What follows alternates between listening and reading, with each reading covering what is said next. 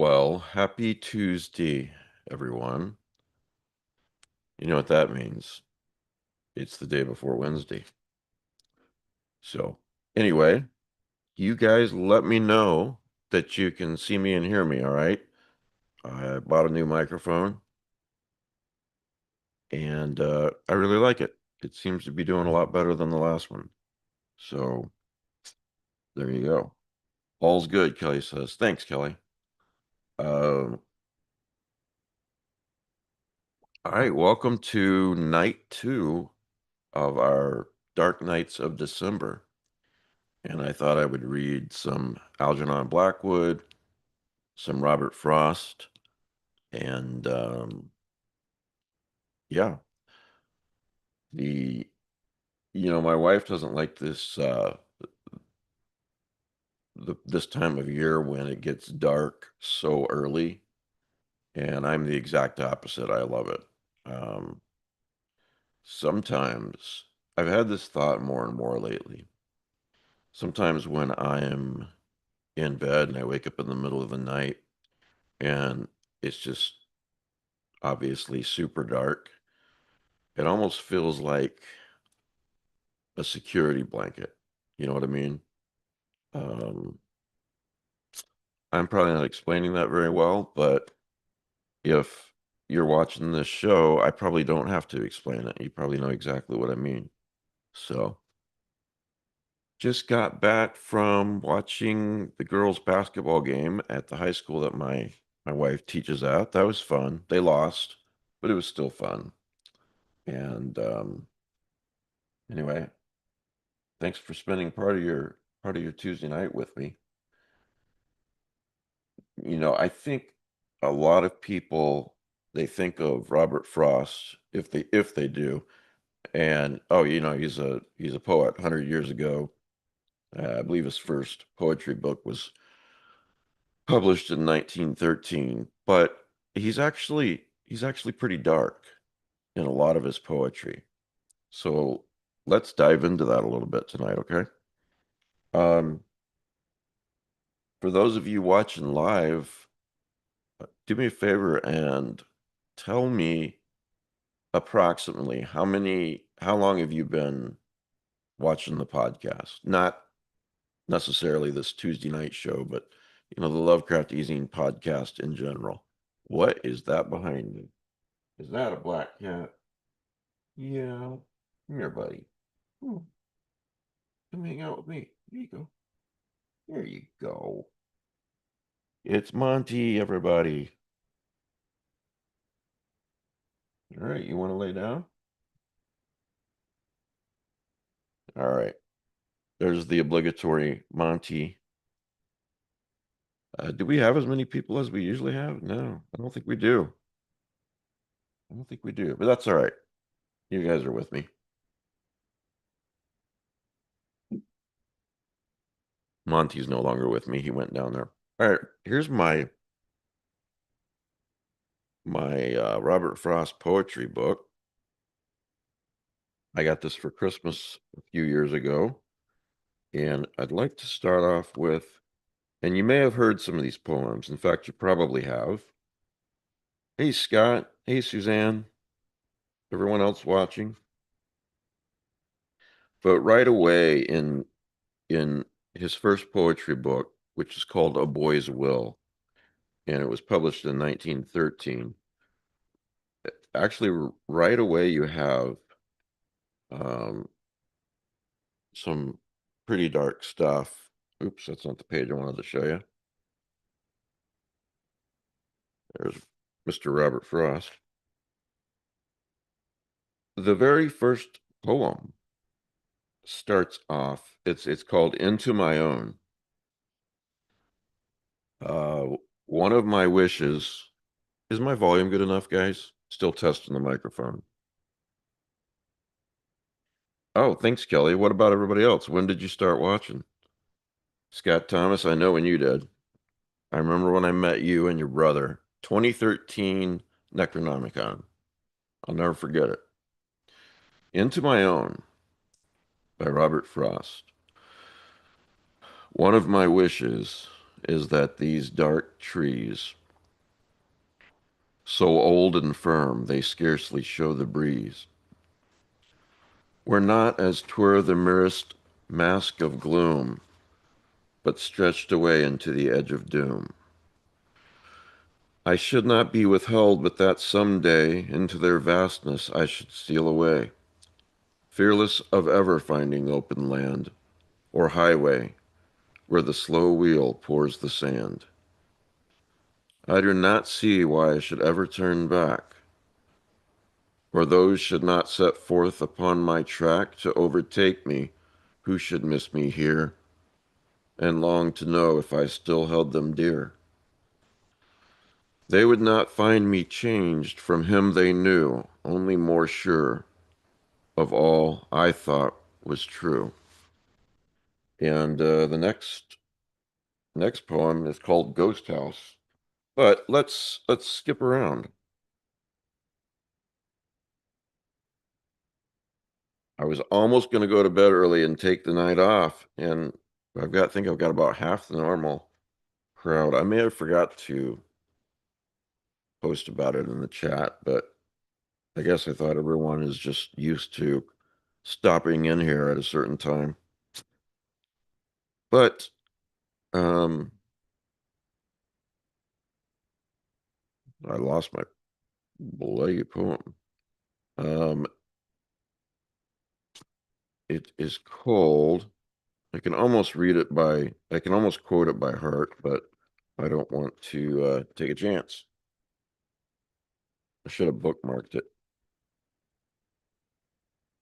Well, I'll tell you what. Um, An Old Man's Winter Night. That's a good one. I love the way it starts. Um, I am just going to Google it, and that will make it easier. Sorry, guys. All right. This is one of my favorite Frost poems. I have been one acquainted with the night. I have walked out in rain and back in rain. I have outwalked the furthest city light. I have looked down the saddest city lane. I have passed by the watchman on his beat and dropped my eyes, unwilling to explain.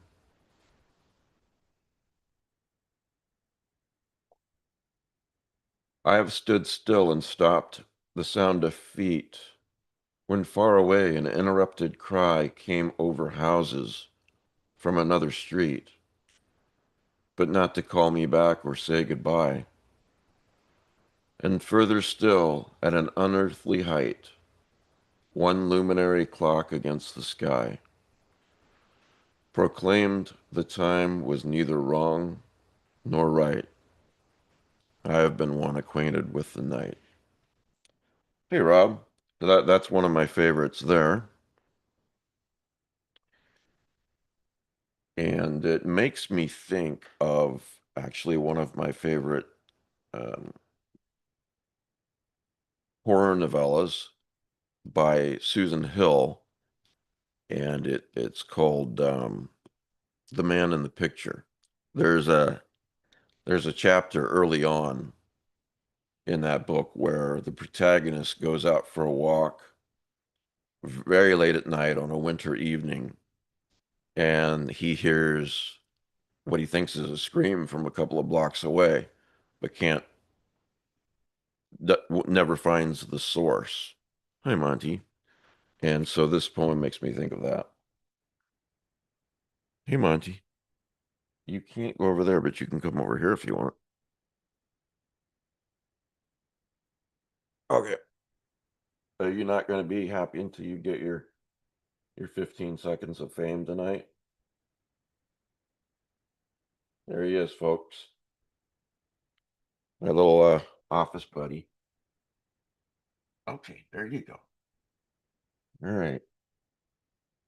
He's a little restless tonight, guys. Sorry for the interruptions. Rob says my wife's school, she's a teacher, just got off called off due to weather tomorrow. I'm so freaking jealous, man.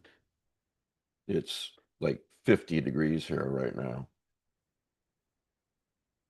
Uh, Obviously no snow, nothing like that. Speaking of, Rob, I'm not going to read this entire poem, but it's titled An Old Man's Winter Night. And I love the way it starts, the first two lines. All out of doors looked darkly in at him through the thin frost, almost in separate stars. All right, find some more. I find that a lot of the poems of his that I found acquainted with the night in the book now, ironically. Um, in Mountain Interval, which is the title of one of his poetry books. The very first poem in that particular book is The Road Not Taken, which I'm sure you guys are familiar with. Um,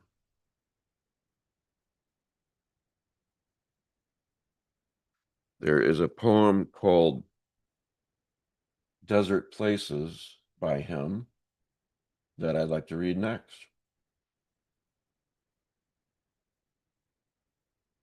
And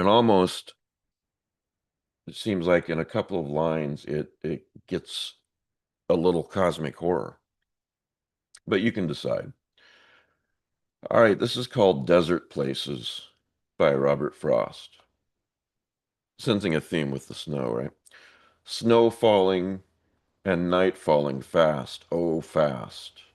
In a field I looked into going past, and the ground almost covered smooth in snow, but a few weeds and stubble showing last. The woods around it have it, it is theirs. All animals are smothered in their lairs. I am too absent spirited to count. The loneliness includes me unawares. And lonely as it is, that loneliness will be more lonely ere it will be less. A blanker whiteness of benighted snow, with no expression, nothing to express. Here it is here. They cannot scare me with their empty spaces between stars, on stars where no human race is. I have it in me so much nearer home to scare myself with my own desert places. Scott, maybe I should take one night and read some of your poetry. Scott's got a new poetry book out, guys. I'm sorry, Scott, the title escapes me at this moment, but maybe you'll put it in the side chat. Uh, where's Kim Smeltzer? Damn it. How can we do this without Kim? Kim must have went to bed early. Well, you're missed, Kim. All right. But yes, I would love to read some of those. And you guys should check out his book. Yes, Seasons from Ice to Grain. Thanks, Scott. Seasons from Ice to Grain by Scott Thomas. And if memory serves, it's available in Kindle and print. But if memory serves, if you're a Kindle person, it's on Kindle Unlimited. Um, so really should check that out. Good Lord, son. What are you doing? Monty's going crazy. All right. I love this book. I've got all the poetry in a cheap Kindle version too, just so I can always have it with me. But there's nothing like this book. Now I read this poem last time, but it's short, so I'm going to read it again and read a poem right by it that you've probably heard. Let's start with that one, actually. Fire and Ice. Hello, sir. Monty's being crazy tonight. That's not the poem. All right. Some say the world will end in fire. Some say in ice. From what I've tasted of desire, I hold with those who favor fire. But if it had to perish twice, I think I know enough of hate to say that for destruction ice is also great and would suffice. Uh, Very short, very powerful poem. By the way, I like Yeats too. Um, Trying to think of my favorite Yeats poem. Ironically, I was going to say I can quote that one, but the beginning is escaping me right now. So let's read In a Disused Graveyard. Uh, yes, actually, astronomers tell us that Earth will end in fire when the sun expands billions of years from now and engulfs it. And most likely the universe will end in ice. So you could say both are true, in a way. In a disused graveyard, the living come with grassy tread to read the gravestones on the hill. The graveyard draws the living still, but never any more the dead.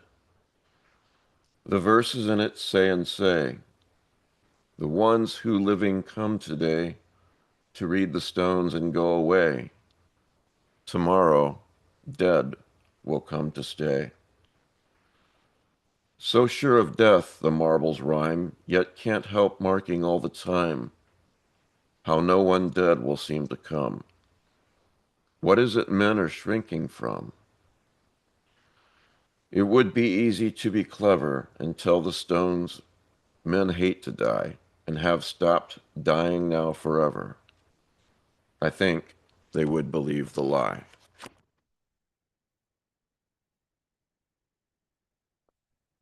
That's in a disused graveyard. All right. Um, I'm going to read one that I know you have probably heard over and over in your life, but I'm going to read it anyway because it is exactly it's a December night. It's set on a December night, and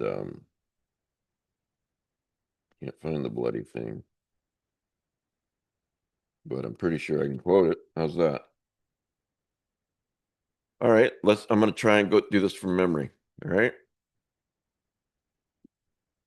Stopping by woods on a snowy evening. Whose woods these are, I think I know. His house is in the village, though.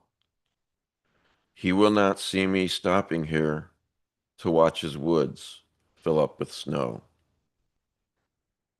My little horse must think it queer to stop without a farmhouse near, between the woods and frozen lake, the darkest evening of the year. He gives his harness bells a shake to ask if there is some mistake. The only other sounds something of easy wind and downy flake. Sorry. Um, of easy wind and downy flake. And I've forgotten the last line, which is actually the most quoted. So there you go. I'm getting old. Let's start with the, yeah. He gives his harness bells a shake to ask if there is some mistake. The only other sounds the sweep of easy wind and downy flake. The woods are lovely, dark and deep, but I have promises to keep, and miles to go before I sleep, and miles to go before I sleep. Imagine me forgetting that last stanza. And I always think that that poem is set on December 28th. Because if it's the darkest evening of the year, that's the longest night of the year typically. So there you go.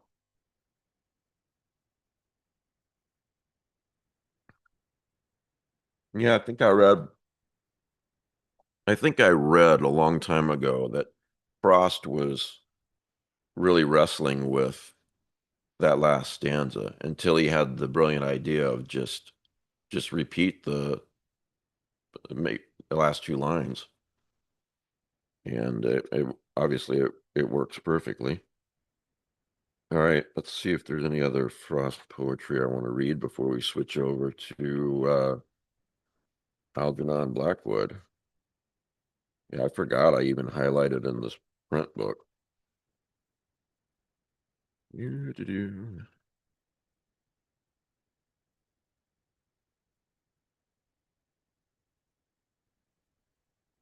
I have a feeling that there is, but it's escaping me right now. So let's let's do some Algernon Blackwood. Um, what was impressive, um, Scott? Um, oh, you mean memorizing it, or quoting it? Here's one I'm pretty damn sure I can quote by um, W.B. Yeats. It's called "The Song of Wandering Angus," and it starts off. Oh, I went out to the hazelwood. Let me start over. I went out to the hazelwood because a fire was in my head, and cut and peeled a hazel wand, and hooked a berry to a thread. And when white moths were on the wing, and moth-like stars were flickering out, I dropped the berry in a stream and caught a little silver trout. When I had laid it on the floor, I went to blow the fire aflame, but something rustled on the floor, and someone called me by my name. It had become a glimmering girl with apple blossom in her hair, who called me by my name and ran and faded through the brightening air. Though I am old with wandering through hollow lands and hilly lands, I will find out where she is gone and kiss her lips and take her hands and walk along long dappled grass and pluck till time and times are done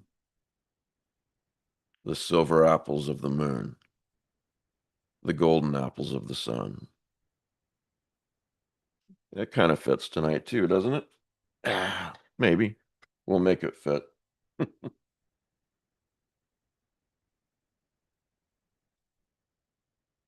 And why don't we do a little Algernon Blackwood, which I can't quote. A funny Adams tune cartoon you saw? Thanks, Scott. Let's see here. Now, I've not read these in a really long time, but I chose them because they're short. In fact, they're from Algernon Blackwood's Don't need that light anymore. Algernon Blackwood's collection called 10-Minute Stories. So let's try one. This is called The Secret. All right. I saw him walking down the floor of the ABC shop where I was lunching. He was gazing about for a vacant seat, with that vague stare of puzzled distress he always wore when engaged in practical affairs. Then he saw me and nodded. I pointed to the seat opposite. He sat down. There was a crumb in his brown beard, I noticed. There had been one a year ago when I saw him last. What a long time since we've met, I said, genuinely glad to see him. He was a most lovable fellow, though his vagueness was often perplexing to his friends. Yes, sir. Let me see. Just about a year, I said. He looked at me with an expression as though he did not see me. He was delving in his mind for dates and proofs. His fierce eyebrows looked exactly as though they were false, stuck on with paste, and I imagined how puzzled he would be if one of them suddenly dropped off into his soup.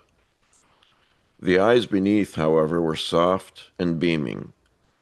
The whole face was tender, kind, gentle, and when he smiled, he looked 30 instead of 50. A year, is it? He remarked, and then turned from me to the girl who was waiting to take his order. This ordering was a terrible affair. I marveled at the patience of that never-to-be-tipped waitress in the dirty black dress.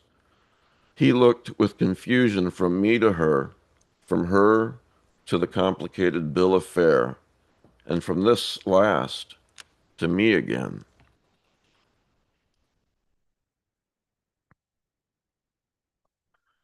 Oh, have a cup of coffee and a bit of that lunch cake, I said with desperation. He stared at me for a second, one eyebrow moving, the other still as the grave. I felt an irresistible desire to laugh. All right, he murmured to the girl, coffee and a bit of that lunch cake. She went off wearily. And a pat of butter, he whispered after her, but looking at the wrong waitress. And a portion of that strawberry jam, he added, looking at another waitress. Then he turned to talk with me. Oh no, he said, looking over his shoulder at the crowd of girls by the counter. Not the jam. I forgot I'd ordered that lunch cake. Again he switched round in his chair. He always perched on the edge like a bird, and made a great show of plunging into a long deferred chat with me. I knew what would come. He was always writing books and sending them out among publishers, and forgetting where they were at the moment. And how are you? He asked. I told him. Writing anything these days? I ventured boldly. The eyebrows danced. Well, the fact is, I've only just finished a book. Sent it anywhere? Well, it's gone off, yes. Let me see. It's gone to her. The coffee and lunch cake arrived without the pat of butter, but with 2 lots of strawberry jam. I won't have jam, thank you. And will you bring a pat of butter? He muttered to the girl. Then, turning to me again, oh, I really forget for the moment. It's a good story, I think. His novels were, as a fact, extraordinarily good, which was the strangest part of it all. It's about a woman, you see, who, he proceeded to tell me the story in outline. Once he got beyond the confused openings of talk, the man became interesting, but it took so long and was so difficult to follow that I remembered former experiences and cut him short with a lucky inspiration. Don't spoil it for me by telling it I shan't enjoy it when it comes out. He laughed, and both eyebrows dropped and hid his eyes. He busied himself with the cake and butter. A second crumb went to join the first. I thought of balls and golf bunkers and laughed outright. For a time, the conversation flagged.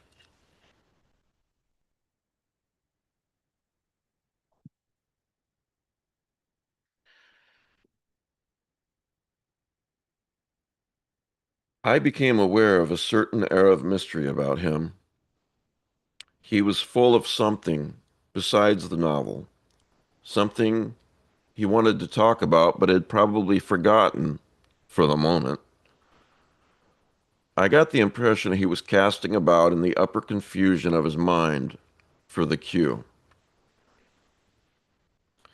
"You're writing something else now?" I ventured. The question hit the bullseye. Both eyebrows shot up as though they would vanish next minute on wires and fly up into the wings. The cake in his hand would follow, and last of all, he himself would go. The children's pantomime came vividly before me. Surely he was a made-up figure on his way to rehearsal. "I am," he said, "but it's a great secret. I've got a magnificent idea." "I promise not to tell. I'm safe as the grave." "Tell me."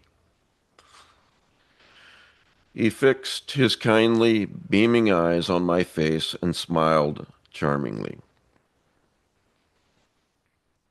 "It's a play," he murmured, and then paused for effect, hunting about on his plate for cake, where cake there was none.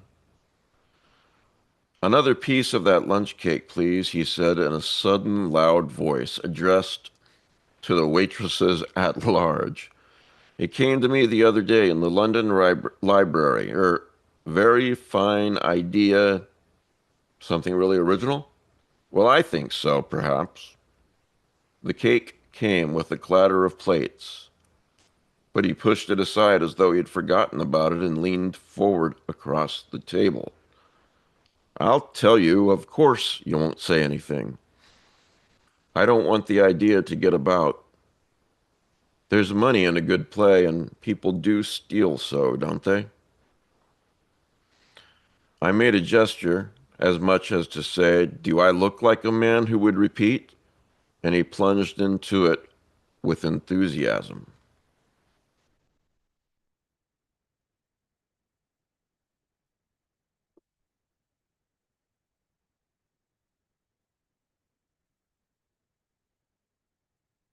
I didn't read about the 10-minute stories synopsis, but that's okay. "Oh, the story of that play and those dancing eyebrows and the bits of the plot he forgot and went back for, and the awful wild confusion of names and scenes and curtains, and the way his voice rose and fell like a sound carried to and fro by a gusty wind, and the feeling that something was coming which would make it all clear, but which never came.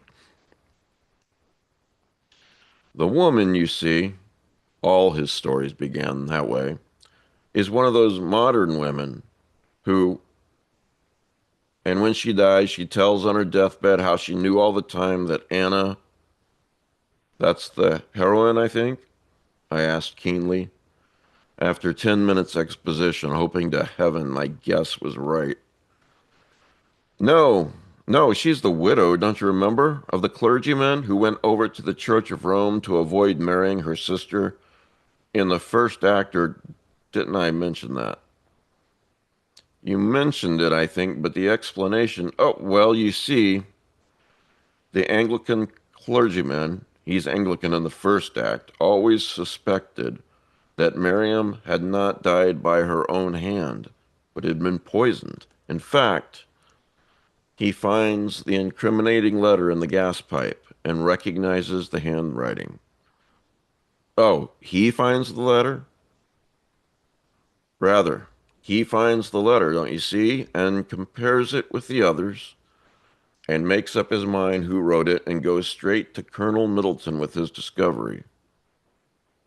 So Middleton, of course, refuses to believe that the second wife, I forgot to mention that the clergyman had married again in his own church, married a woman who turns out to be Anna's, no, I mean Miriam's half-sister, who had been educated abroad in a convent. He refuses to believe, you see, that his wife had anything to do with it. Then Middleton has a splendid scene. He and the clergyman have the stage to themselves. Wyndham's the man for Middleton, of course. Well, he declares that he has the proof that must convince everybody, and just as he waves it in the air, comes Miriam, who is walking in her sleep from her sick bed. They listen. She is talking in her sleep. By Jove, man, don't you see it? She is talking about the crime. She practically confesses it before their very eyes. Splendid. And she never wakes up. I mean, not in that scene. She goes back to bed and has no idea next day what she has said and done. Oh, I can't wait to see how this turns out. And the clergyman's honor is saved, I hazarded, amazed at my rashness. No, Anna is saved. You see, I forgot to tell you that in the second act, Miriam's brother, St. John, had the waitress brought the little paper checks. Let's go outside and finish. It's getting frightfully stuffy in here, I suggested desperately, picking up the bills. We walked out together, he still talking against time, with the most terrible confusion of names and acts and scenes imaginable. He bumps into everybody that came in his way. Bumped. His beard was full of crumbs. His eyebrows danced with excitement. I knew then positively they were false. And his voice ran up and down the scale like a buzz saw at work on a tough board. By Jove, old man, that is a play. He turned to me with absolute happiness in his face. But for heaven's sake, don't let out a word of it. I must have a copyright performance first before it's really safe. Not a word, I promise. It's a dead secret. Till I finished it, I mean, and then I'll come and tell you. The last curtain is simply magnificent. You see, Middleton never hears. I won't tell a living soul, I cried, running to catch a bus. It's a secret, yours and mine. And the omnibus carried me away westwards. Meanwhile, the play remains to this day a dead secret, known only to the man who thinks he told it, and to the other man who knows he heard it told. All right, Mr. Blackwood, I'm going to have to give a big thumbs down on that story. I never thought I would say. 10-Minute Stories is a collection of short stories by Algernon Blackwood, a prolific writer known for his supernatural fiction. This collection, first published in 1914, showcases Blackwood's talent for crafting eerie and atmospheric tales that often delve into the mysterious and the occult. Not in this one.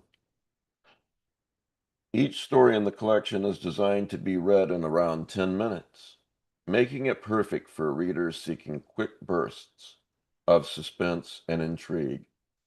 Each tale offers a brief but unforgettable glimpse into the eerie and uncanny, leaving readers eagerly turning the pages in anticipation of what chilling wonders lie ahead. Well, I don't know about that. I don't know. All right, next, next Tuesday, What would you guys like me to read? Now, today is the 9th, 9 and 7 is 16, so we're still not too close to Christmas yet.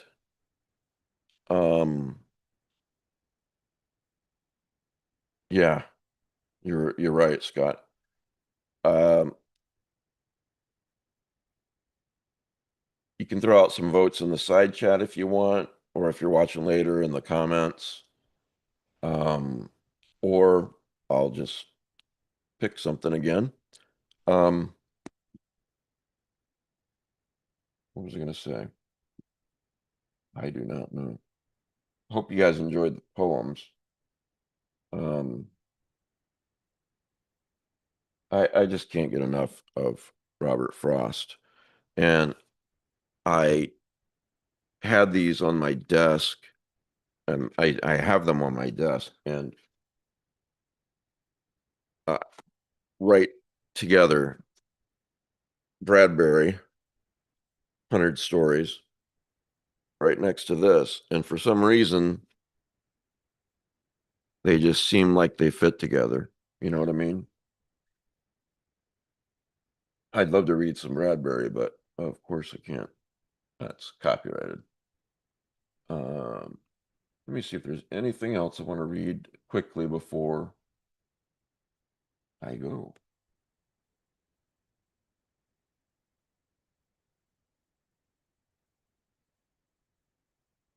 Hmm.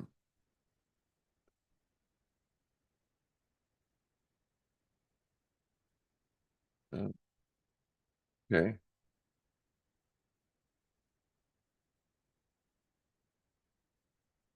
Yeah, this is a long poem, but I love how it ends. It's called "The Spoils of the Dead," and the last stanza, Robert Frost, of course, is, "But I recognize death with sorrow and dread, and I hated and hate the spoils of the dead."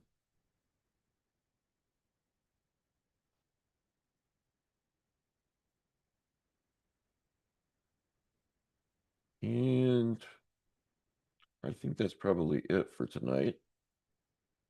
Thank you guys for hanging out with me. I hope you enjoyed tonight. And I'm going to try and do something really special for the next 2 Tuesdays. See, 16 plus 7 is 24. Geez. So what does that mean? That Christmas Eve is, oh, no, Christmas Eve is on the 23rd. Um, yeah. And unfortunately, my family's, thanks, Kelly. My family is going to Florida, and I can't really go. So I will be here with you. Maybe I'll even do some extra ones. I don't know. Anyway, um, if it's okay with Scott, maybe we'll read some Scott Thomas poems. Or you can think about this, Scott. I'm not going to put you on the spot, but you can always read on Tuesday nights. Read a few of your poems too. Scott's a great reader. Um, M.R. James stories.